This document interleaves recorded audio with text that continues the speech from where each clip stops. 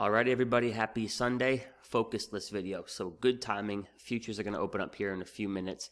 Before I get jumping in, I'll put the link for this in the description of the video, but if you haven't downloaded my guide to entries and exits just yet, go on ahead and do so. I suggest checking that out, especially if you're a little bit newer to trading.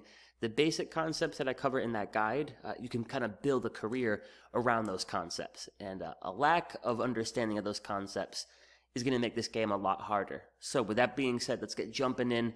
Fresh week ahead of us. Going to be a short week with the market closed here on Friday, but we got a couple of things to discuss. So what time is it here?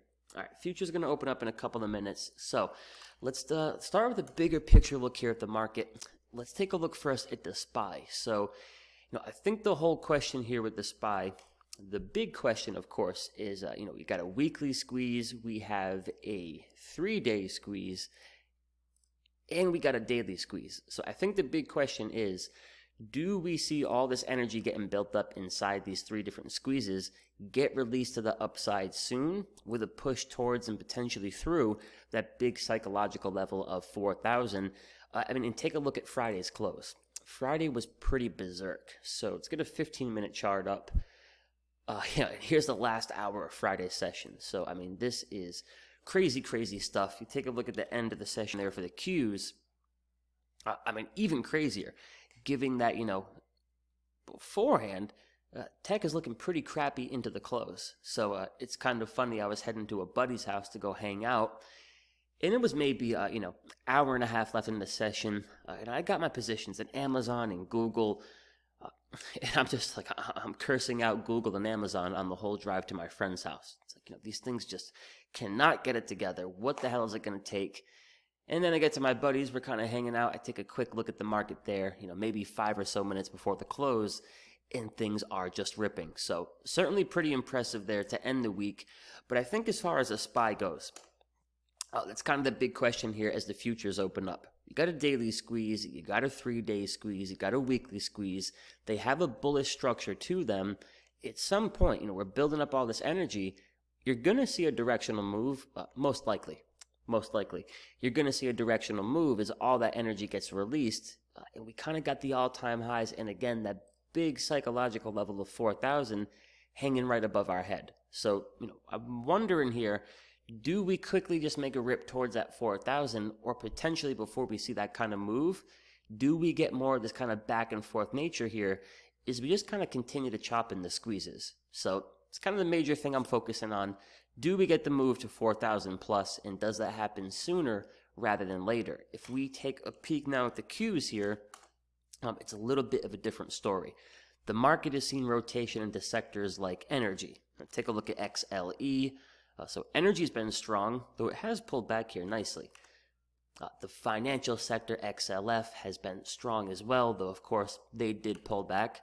The transportation sector, still trading at an all-time high. The industrial sector, heading back towards the highs. So across the board, you got different sectors that have been showing signs of strength, and that has kept the ship, known as the S&P 500, nice and afloat here.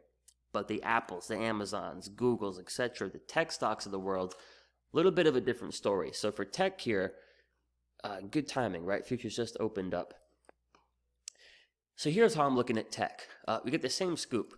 Weekly squeeze, and the weekly squeeze still has a bullish structure. So weekly time frames have been so helpful to me as of late in the sense of tuning out the noise of, the Monday through Friday action and just giving me a cleaner picture of the overall market. So with the Qs here, really regardless of any of the volatility and downside that we've seen, you still got a bullish structure. You held your weekly 21, no bearish momentum on the histogram, moving averages are still stacked positively, and the 10x bars are green. It's just about as bullish as it gets. So you get the weekly squeeze here, you also have the 3-day squeeze, right?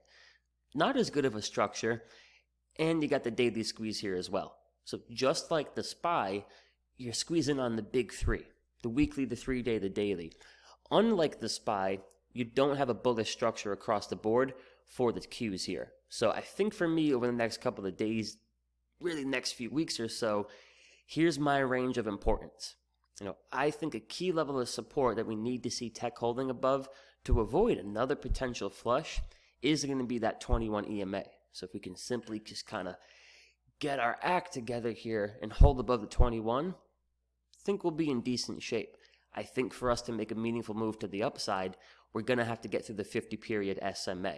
So you can see the 21 turns into support for a little bit, but once, twice, 3, 4, 5 times, you're getting stuffed right near the 50. So to avoid any further downside, I would like to see the Qs holding above the 21. For us to actually get something cooking to the upside, I would like to see a move and a close through the 50 period simple moving average. So let's assume this move happens. We get back above the 21, we hold above the 21, and we finally get a move through that 50 SMA. Where do we potentially go from here? And with the understanding that the market is going to do what the market wants to do, here's what I'll be looking for. You look at a couple previous occasions here. Let me push this back. Right, so kind of as a reference, obviously last year, a little bit of an ugly start, but tech kind of gets beat down. It's this big game of, reversion to the mean with that path of least resistance being to the downside. Once you get back above the 21, you got a quick rip to the top Keltner channel. 2 average true range moves away from the 21. And again, we're trading under the 21. Big game of back and forth. We finally get through. Quick rip, 2+ ATRs to the upside. Same scoop under the 21. You're able to get through. You get about 2+ average true range moves to the upside. So, of course, that doesn't have to happen. But if we do end up getting a move here for tech, that's all I'm looking for. I'm not necessarily looking for some kind of 2 to 3 month trend here where we're going back to basically similar price action that we've seen over the last really year long here. Maybe we get that. It's not what I'm looking to turn this into. If we can get back above the mean, if we can get through the 50, I think you can get a nice solid push towards the all-time highs. But once we do get, if we do get, towards that 2+ ATRs away from the 21, I've got Google, I've got Amazon, but that would be the moment in time I'd be looking to take some profits off the table there. So, that's a lot, but that's my general thoughts on the market. The SPY has been rock solid, so ain't nothing changed there. But you got all these big squeezes that potentially at some point should lead to a big directional move. And you got the big 4,000 dangling right above our head. But we also know these squeezes can take a little bit of time to develop. We could potentially see a little bit more back and forth nature here. So time will tell, but that's my thoughts on the SPY. Y'all got my thoughts here on the Qs under the 21. There's room for some trouble. Back above the 21 is a decent start. If we can get through that 50 SMA, look for about 2 ATR to the upside, and then you keep it moving on to the next one. All right, setups and trade ideas.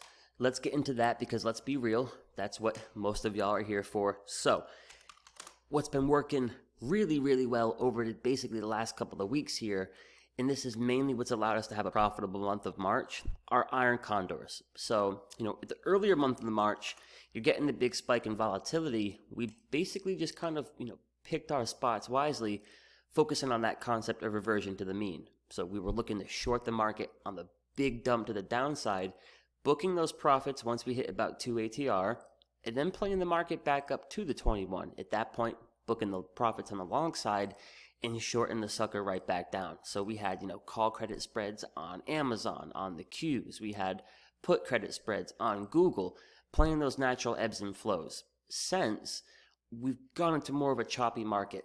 And, March typically is this kind of price action. Then you had the quarterly expiration last week. So we kind of shifted from those back and forth reversion to the mean trades with more of just a general focus on selling some iron condors and just kind of letting the chop take care of itself. So the iron condors are a really good trade until you start getting some momentum. So again, you got weekly, 3-day, daily squeeze on the indexes. At some point in the near-term future, or the short-term future, you expect to see some sort of directional move. So as we're building up that energy, the condors are the perfect trade. The market's going up, the market's going down. All said and done, come Friday, we haven't gone anywhere, and you're collecting some good premium. It's the perfect trade in the chop, but all we're doing in the chop is building up energy when we're squeezing. And at some point, you tend to get a pretty nice directional move. And of course, the condors they can kind of get a little bit difficult once you start getting that momentum. So with the big rip there on Friday, it's going to be interesting to see how things unfold this week. We do have an iron condor open that expires this Wednesday. So on the put side, 3,900 puts, and we bought the 3890s as protection. Here's where things are going to get interesting, potentially, is on the call side for the Wednesday expiration iron condor. We sold calls at 4,005, so right above that big 4,000, and then we bought the 4015s as protection. So if this is going to be the week that the market finally decides to start firing those squeezes, this iron condor is going to go against us. If we just continue to kind of build up energy here, it could once again be a great trade to bring in some weekly income.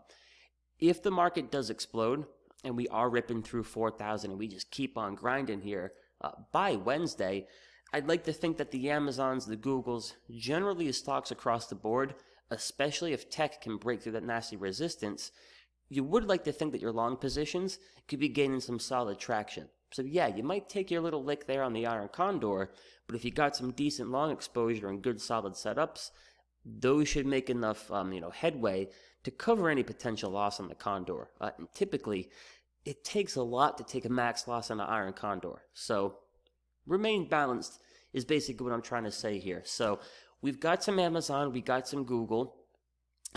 For me, if tech does make a nice push here for the month of April, the Amazon and Google positions are going to bring in some, pretty hefty profits. We'll keep kind of, shucking and jiving in between on other opportunities, but outside of tech, here's a couple good looking setups. So I do know a handful of you who watch use the scanner from Simpler. If you don't already, I do suggest checking it out. So if you're a fan of my videos, a fan of the content, a fan of, the strategy that I like to deploy, we got a scanner here on the Simpler scanner now that's nothing but my criteria for a perfect setup on a daily chart and a 3-day. So this is where I'm going to be getting my opportunities moving forward, but I do want to show you a couple here. I'm only going to show you 2 just to keep the video kind of short and sweet, but to hit on a couple important points. So, a 3-day time frame, obviously each candle is 3 days of price action. And what I like about the 3 days, it's kind of, a nice little in-between with the weekly and the daily. So, kind of sandwich right between those time frames. So, one of the names that came up here on the scan was UPS. This is a picture-perfect 3-day squeeze. Moving averages are stacked positive. You got a little bit of bullish momentum hitting your histogram. You're above the 21, and you got an orange dot coming in, so the squeeze is getting as tight as possible. We found a really good looking squeeze here on the 3-day chart, but what I'm going to do now is I'm going to refer to the daily chart just to get a sense of, is this an ideal entry? As good as the 3-day looks, what I would like to do is avoid jumping into the 3-day squeeze and then having to sit through a pullback. So I like the structure of the 3-day. The 3-day squeeze leads me to believe that as long as it has that structure, over the next handful of weeks, you could see a nice move here. But you're also going to get your natural ebbs and flows. So before that 3-day squeeze fires, if you take a look here at the daily chart, huge move on Friday, huge being relative for ups here. But if you throw up the Keltner channels, we're not quite extended. We're not quite 2+ ATR, but we're well above the 21. So, I will take into consideration how the daily chart is looking and whether or not we're a bit extended on the daily chart, because the picture perfect entry for that 3-day squeeze would be on a pullback on the daily here. Now, in all reality, UPS might just explode and take off without me, but with that killer 3-day squeeze and knowing the daily chart is coming up on some really tough resistance and is a little bit close to extended, we get a nice dip opportunity here. That's when I would want to jump into the 3-day squeeze. Then you can get the solid push. And by the time you're testing resistance around 168 again, if you're getting long around 164, you got some profits under your belt. And if the squeeze finally does fire, you got a nice outsized move. So I'll find a higher time frame squeeze, but I'm going to take a look at the lower time frames just to gauge, is now the ideal time to jump in, or should I be a little bit patient? Then we'll finish the video off talking about Facebook. Keep in mind, if QQQ and all of tech rolls over, Facebook is probably going to dump with it. If Qs can get it going here, Facebook looks like a killer setup. So going back to the discussion on UPS, killer 3-day squeeze. So I find a 3-day squeeze on Facebook. We've also got a really good looking weekly squeeze, but I'm going to refer to that daily chart just to get a sense of, is this thing extended or not? So if you look at the daily chart here, and we throw the Keltner channels up, Facebook's ripping a couple of days ago. It looks like the weekly squeeze is getting ready to go. It looks like the 3-day squeeze is getting ready to go. The daily squeeze is trying to go. But look how quickly we got extended. Very, very quickly, Facebook, pretty much without the rest of technology, pushes off this freaking 21 here and just gets on to ripping. Very quickly, we're extended. 2 to 3 plus ATRs to the upside. Now, as strong as it looks, and as good as the 3-day squeeze and the weekly squeeze looks, what do we know? We know that more often than not, we're going to get about 2 or so ATR to the upside, and then you're typically going to get a reversion to the mean. You're going to get 2 or so ATR to the upside, reversion to the mean, reversion to the mean, reversion to the mean. Sometimes you keep going, but you're eventually coming back home. So, good looking 3-day squeeze, but when the daily chart is this extended, I can't take my entry there. Maybe it keeps on going without me. More often than not, you're going to get this. A nice pullback opportunity. So if this still has, that bullish nature to it, if it still has that structure on the daily, on the 3-day, on the weekly, this is the pullback you're waiting for. Now, it doesn't mean Facebook doesn't keep going lower, but this is a much higher probability entry than getting long at the extension. So with the beautiful pullback here, if technology can get it going, I personally think Facebook could be a killer swing trade.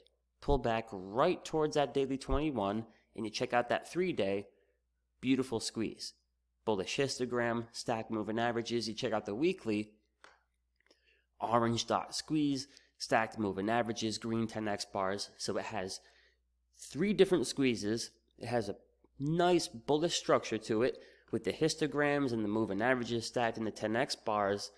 And now we have the potential for a much higher probability entry than we had a couple of days ago. So how would I trade Facebook here? And how do I potentially plan to trade it in the simpler options room? Do I want to load up on Facebook for options that expire in 60 to 90 days? Or do I want to look for a little bit of a, call it, shorter term swing?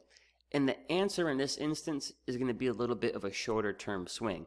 Reason being is, who the heck knows here? Who the heck knows if tech even makes a move back to the upside?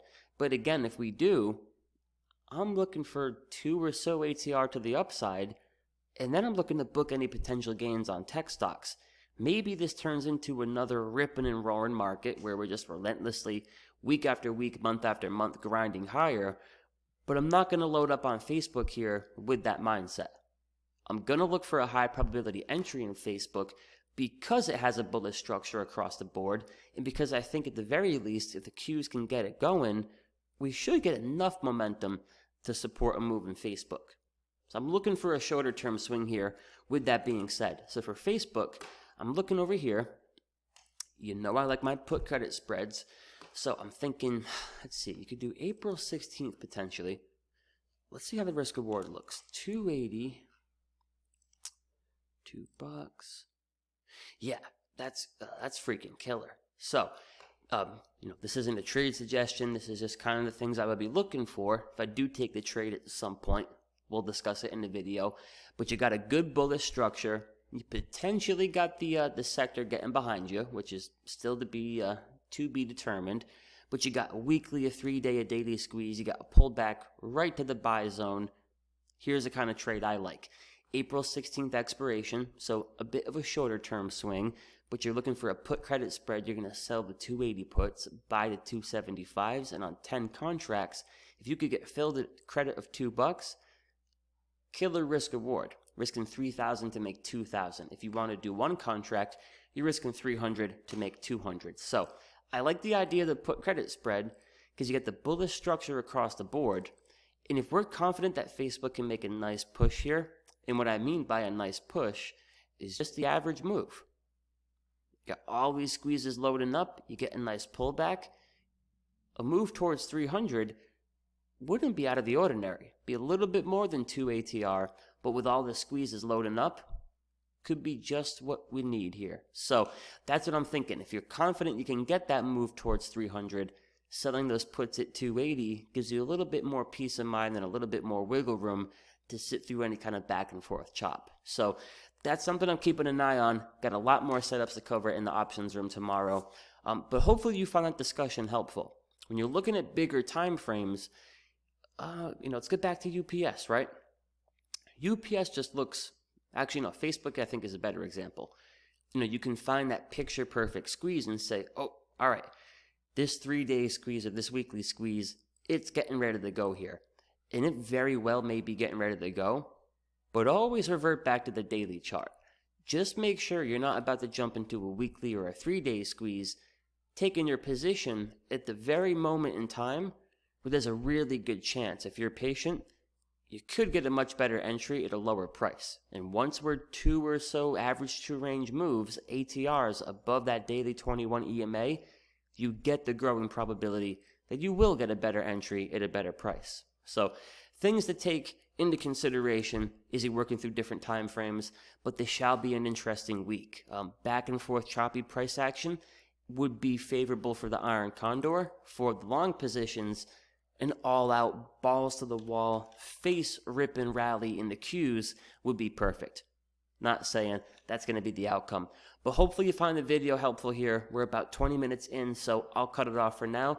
But if you haven't already, go on ahead and subscribe, like the video, turn on notifications. Of course, check us out at simplertrading.com. You can check out Simpler Trading's YouTube channel as well. And if you want to trade live with me Monday through Friday, I'm over there in the options room. So, as always, I appreciate the heck out of you for watching. Enjoy the rest of your Sunday, and I look forward to talking to you in the next video. Until then, trade safe.